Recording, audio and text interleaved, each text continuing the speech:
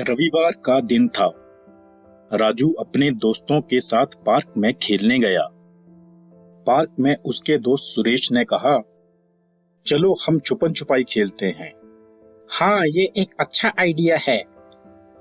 हम सब छुपेंगे और तुम हमें ढूंढोगे। यह कहकर सब बच्चे छुपने की जगह ढूंढने लगे। कोई पेड़ के पीछे छुपा तो कोई झाड़ी के पीछे छुप गया। राजू को कोई जगह नहीं मिली। फिर अचानक उसे एक पेड़ दिखा जो कि खोखला था। राजू ने कहा, यह अच्छी जगह है, यहां कोई मुझे ढूंढ नहीं सकता। यह कहकर राजू उस पेड़ के खोखले तने में छुप गया। उस पेड़ के खोखले तने में छुपते ही वह उस पेड़ के अंदर गिर गया और गिरता ही चला गया। जब वह रुका तो देखा कि वह जमीन पर था और उसके आसपास एक जंगल था। वह इधर उधर देखने लगा। वहां पर कोई नहीं था, उसके दोस्त भी नहीं। तभी उसे वहां पर सुंदर तितलियां उड़ती हुई दिखी। वाह, कितनी सुंदर तितलियां हैं, मैं अभी इन्हें पकड़ता हूं। ये कहकर राजू उनके पीछे दौड़ने लगा। उसकी खेलने और दौड़ने की आवाज वहां पर एक जादूगरनी ने सुनी। उसने कहा, इंसान की आवाज, लगता है जंगल में कोई इंसान का बच्चा आ गया है। आज मैं उसे खाऊंगी और अपनी भूख मिटाऊंगी। हा हा हा। यह कहकर जादूगरनी ने राजू को रोका और कहा, तुम आज मेरा खाना हो, आज तुम्हें मुझसे कोई नहीं बचा सकता।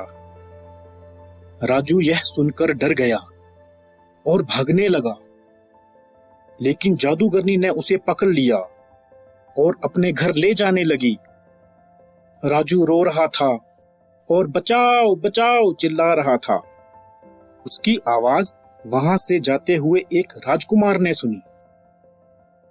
उसने कहा, लगता है कोई मुसीबत में है, हमें उसकी मदद करनी चाहिए। यह कहकर राजकुमार जादूगरनी के पास आया और कहा, रुको, तुम इस बच्चे को नहीं ले जा सकती। जादूगरनी यह सुनकर बोली, मैं इसे खा जाऊंगी और तुम्हें भी खा जाऊंगी। हा हा हा हा हा। यह सुनकर राजकुमार ने कहा, इसके लिए पहले तुम्हें मुझसे लड़ना होगा। और फिर दोनों की लड़ाई होने लगी।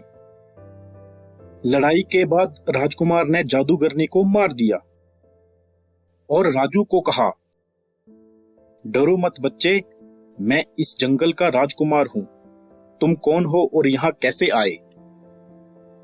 मेरा नाम राजू है और मैं पार्क में अपने दोस्तों के साथ खेल रहा था, गलती से यहां पहुंच गया। यह कौन सी जगह है? यह जंगल नगर है। यहां पर बहुत से खतरनाक राक्षस रहते हैं, लेकिन तुम डरो मत, मैं तुम्हें यहां से तुम्हारे घर वापस भेज दूंगा। यह कहकर राजकुमार राजू को एक खड्डे के पास ले गया और कहा, राजू, इस खड्डे में कूद जाओ और फिर तुम उसी पार्क में पहुंच जाओगे।